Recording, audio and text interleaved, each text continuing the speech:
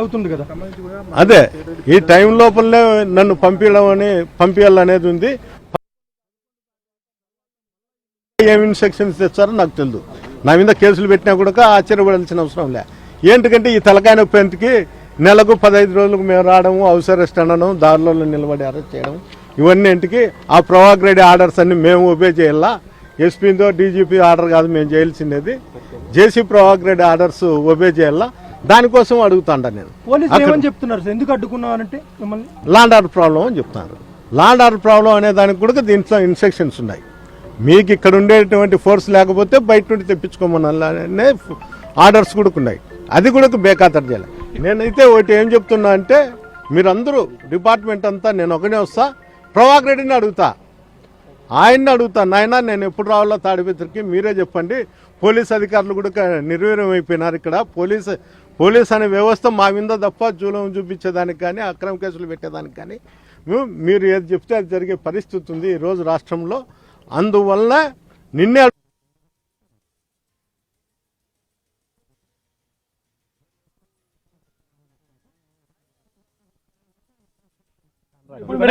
గతంలో చేసిన మీరు ఏం చేస్తారో అవే రిపీట్ అవుతానని చెప్పి జేసీఆర్ కానీ టీడీపీ వాళ్ళు కానీ ఆరోపిస్తున్న పరిస్థితి. గతంలో మీరు కూడా ఇలాగే వ్యవహరించారని. నేను గతంలో ఈ విధంగా వ్యవహరించింటే వాళ్ళకి మున్సిపాలిటీ వచ్చేది కాదు. మా లీడరే చెప్తాడు, పోలీస్ అధికారులతో నేనే హౌస్ అరెస్ట్ చేయమని మున్సిపల్ ఎలక్షన్ జరిపిన. నేను ఎప్పుడు కూడా జేసీ ప్రభాకర్ రెడ్డి ఇంటికి వచ్చి పోతానే, కాన్ఫరెన్స్లో తిరుగుతానే. ఎప్పుడు నేను అడ్డపడాల్సిన పరిస్థితి వచ్చిందంటే ఈరోజు నాకు ఈ పరిస్థితి వచ్చేది కాదేమో. ఆ రోజు నేను కూడా ఇతని మాత్రం ఆలోచన చేసి ఉంటే నాకు ఈ పరిస్థితి వచ్చేది కాదేమో. ఆ రోజు అక్కడ ఉండే కాన్ఫరెన్స్లో ఫ్యాక్షన్ ఎక్కువ ఉన్నది, గతంలో అక్కడ ఉండేటువంటి క్రైమ్ ఎక్కువ ఉన్నది. కాబట్టి ఆ వ్యవస్థలన్నీ ఉండకూడదనే శాంతియుతంగా నేను అక్కడ జరిపినా తప్ప ఎప్పుడు కూడా నేను జేసీ కుటుంబం చేస్తున్నటువంటి అరాచకాలు కానీ, ఈరోజు పోలీస్ వ్యవస్థ చేస్తున్న వ్యవస్థ కానీ గతంలో లేదు. మీరు నేను చెప్పేది కాదు కానీ ఆ గతంలో చేసిన అధికారులు కానీ, గతంలో మీరు పబ్లిక్ వాయిస్ అడగండి. గతంలో ఏదైతే ఉందో మీరు మహిళల పైన అలాగే ఎవరైతే ఉందో పెద్ద ఎత్తున కార్యకర్తల పైన కూడా కేసు పెట్టించిన పరిస్థితి ఉంది మీ వైసీపీ హయాంలోనే అని చెప్పి చెప్తున్న పరిస్థితి ఉంది. నేనైతే ఎవరి మీద కేసులు పెట్టిలే. ఆడుండే కౌన్సిలర్లు దినం మీకు ప్రెస్ మీట్ వింటా అంటారు. వాళ్ళు మహిళలో లేకపోతే దేవతలో నాకు తెలియదు. ఆ విధంగా ఉంది. ఆ విధంగా ఉన్నప్పుడు అప్పుడు కూడా వాళ్ళు ఏదేదో చేసింటారు, చేయి చాపడమో లేకపోతే కొట్టడమో. ఆ విధంగా చట్టం తన పని తను చేసి ఉంటుంది. హైకోర్టు ధిక్కరణ మీద ఇప్పటికే పిటిషన్ వేశారు, హైకోర్టు ఆదేశాలు తెలుతున్నారు. ఇప్పుడు ఏం చేయబోతున్నారు? అడ్డుకున్నారు కదా పోలీసు. మళ్ళీ నేను హైకోర్టుకు పోతాను. నేను అంతకన్నా నేను మించిన కాదు కానీ నేను కూడా కోర్టుకు పోతాను. వాళ్ళకు భద్రత కూడా కల్పించమని హైకోర్టు ఆదేశాల్లో ఉన్నాయి కదా, మళ్ళీ వాళ్ళ పోలీసులు భద్రత కల్పించలేమని చెప్తున్నారు.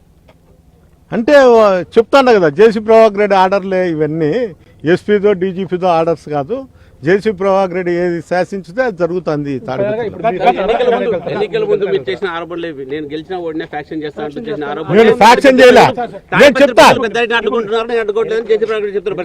తాడిపత్రి ప్రజలు మాకున్నారు. తాడిపత్రి ప్రజలు మాకున్నారు. గతంలో నేను ఫ్యాక్షన్ అనేది ఎప్పుడు చెప్పలేదు. మీడియా మీద చెప్తున్నా. పంటలలో పురుగు ఏ విధంగా పడితే దాన్ని నిర్మూలించుతారో ఆ విధంగా ఎవరన్నా అసాంఘిక శక్తులు ఉంటే ఆ విధంగా నిర్మూలించుతారో అని చెప్పినాను తప్ప నేను ఫ్యాక్షన్ చేస్తా అని చెప్పలే. చేస్తా అని చెప్పింటే నేను చేసిందును. నాకు ఈ వ్యవస్థ అంతా ఏం కాదు.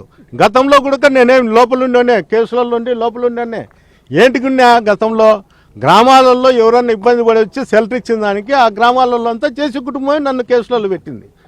నా మీద 25-30 కేసులు ఉన్నాయి గతంలో కూడా. ఈరోజు ఏం కొత్త ఏం కాదు.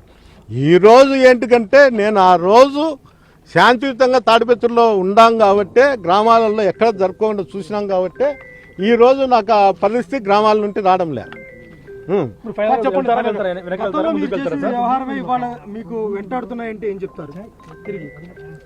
గతంలో నేను చేసిన వ్యవహారమే నన్ను వెంటాడుతాండా అనే తట్టుకుంటుంటే ఈరోజు వాళ్ళు నన్ను ఈ విధంగా నిలబెట్టే వాళ్ళు కూడా కాదు. ఆ శక్తి జేసీ కుటుంబానికి ఎప్పుడూ లేదు. పోలీసు వ్యవస్థ ఉందని నడిపిస్తారు. పోలీసు వాళ్ళే నాకు మంచి కానీ చెడ్డ కానీ పోలీసు వ్యవస్థ గుండానే నాకు జరుగుతుంది తప్ప ఏరే వాళ్ళ గుండా నాకు జరుగుతుంది అనేది ఎలాంటి ఆలోచన కూడా నాకు లేదు. గతంలో ఏదైతే మీరు చెప్పారో ఇప్పుడు పోలీసులు అడ్డుకుంటారో మిమ్మల్ని ప్రధానంగా చెప్తున్న పోలీసులు ఆరోపిస్తున్న పరిస్థితి. గతంలో కూడా ఎస్వి రవీందర్ రెడ్డిని తాడిపత్రి బహిష్కరణ చేసింది ఎవరు పోలీసులు అంటారు లేకపోతే మీరు?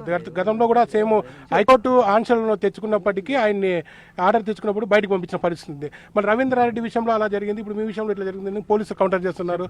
పోలీసులు కౌంటర్ చేయడంలే. ఇది జేసీ ప్రభాకర్ రెడ్డి కౌంటర్ చేస్తున్నారు. ఇప్పుడు నేను చెప్తా, రవీంద్రారెడ్డి విషయంలో ఇప్పుడు కూడా ఉన్నాడు తాలూకు స్టేషన్లో ఎస్ఐ గారు, ఆ చైతన్య గారు ఇప్పుడు ఉన్నారు. వాళ్ళే కోర్టుకు పోయేది చేసేది. వాళ్ళిద్దరికీ రవీంద్రారెడ్డి ఆలోచన కానీ ఆ ఇద్దరికి ఆలోచన కానీ ఏముందో వాళ్ళని అడగండి. ఇప్పుడు కూడా అధికార పార్టీలు అదే స్టేషన్లో పనిచేస్తారంటే, రాష్ట్రంలో ఒక స్టేషన్లో పనిచేసిన వ్యక్తులు మళ్ళీ అదే స్టేషన్లలో పనిచేస్తారంటే ఆ రోజు కూడా వాళ్ళకు లొంగో లేకపోతే వాళ్ళ ఆలోచనలకు సడిల్లో ఉంటారు. ఇప్పుడు కూడా శివగంగాధర్ రెడ్డి కూడా అదే చేస్తాడు. అవుయా, వాళ్ళని అడుగు. రవీంద్రారెడ్డికి వాళ్లకు ఏం సంభాషణ జరిగిందో ఏంటికి నిలబెడతారు. నన్ను ఎవరు నిలబెట్టలే, వాళ్ళు ప్రయత్నం కూడా చేయలే. రవీంద్రారెడ్డి అనే వ్యక్తి తాడిపత్రికి వచ్చేదానికి ప్రయత్నం కూడా చేయలే. అతనికి ఏ ఆర్డర్ వచ్చింది ఏ మీడియాలో చెప్పలే, ఏ ప్రూఫ్ చూపిలే. అదంతా జరిగిండేది పోలీస్ అధికారులకు వాళ్ళకు అండర్స్టాండింగ్ మీద జరిగింది తప్ప పొలిటికల్కు దీనికి ఎప్పుడు జరగలేదు. ఇప్పుడు నా విషయంలో వచ్చేందుకు పొలిటికల్ నా విషయం వచ్చేందుకు పొలిటికల్ పోలీసు అన్ని బలాలు నా మీద ఉపయోగిస్తున్నారు. ఏ రోజైనా కానీ మీడియాలో ఇట్లా నా మాత్రం పేపర్లు తీసుకొచ్చి పోలీస్ అధికారులు కానీ మీడియా ముందర కానీ ఎవరి మీద చెప్పినారా? అదేందో చైతన్య సార్ను కానీ లేకపోతే ఇప్పుడు ఉన్నటువంటి తాలూకు ఎస్ఐని కానీ అడగండి. తాలూకు ఎస్ఐ ఎట్లా ఉద్యోగం చేస్తున్నాడు, మళ్ళీ ఆ గవర్నమెంట్లో పనిచేసి ఎట్లా చేస్తున్నారయ్యా? ఈరోజు పని చేస్తున్నారంటే ఆ రోజు రవీంద్రారెడ్డికి సాయం చేసింటారు. రవీంద్రారెడ్డికి సాయం చేసినారంటే వాడికి భరోసా కల్పించే వాళ్ళని మళ్ళీ ఇక్కడ ఉద్యోగాలలో పెట్టినారు. ఆ గవర్నమెంట్లో ఉద్యోగం చేసినట్లు ఎక్కడే కానీ జిల్లాలో కాదు రాష్ట్రంలో కూడా ఆ జిల్లాలో ఆ స్టేషన్లో పనిచేసినోడు ఎవడు కూడా పనిచేయడంలే.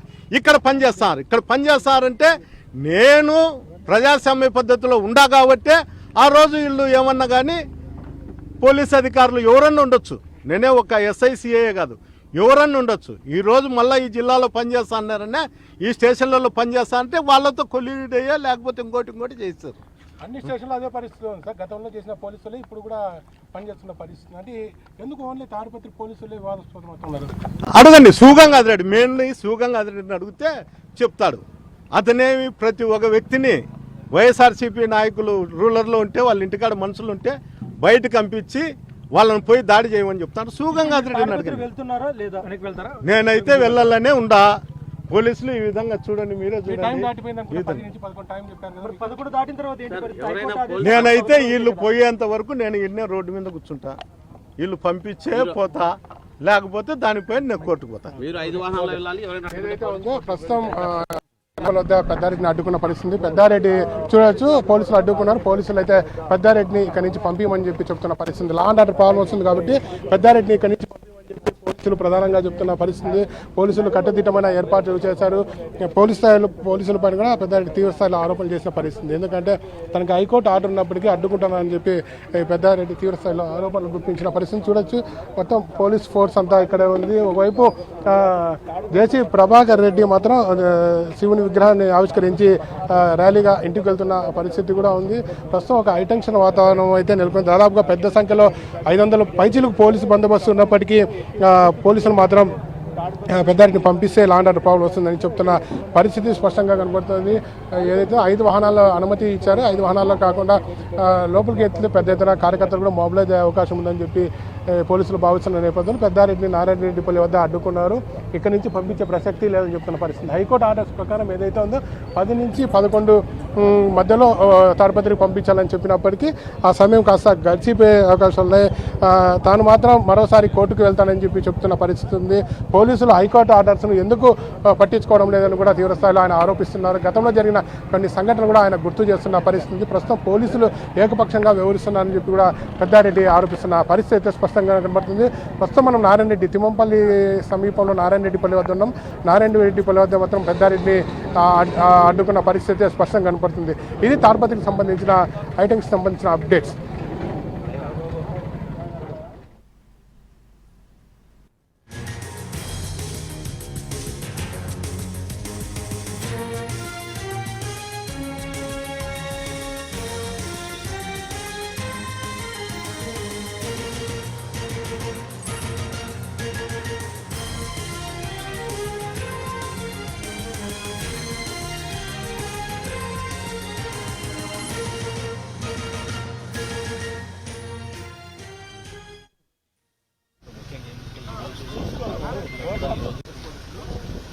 పోలీస్ అధికారులు చేయలేనప్పుడు ఏం చేస్తారు?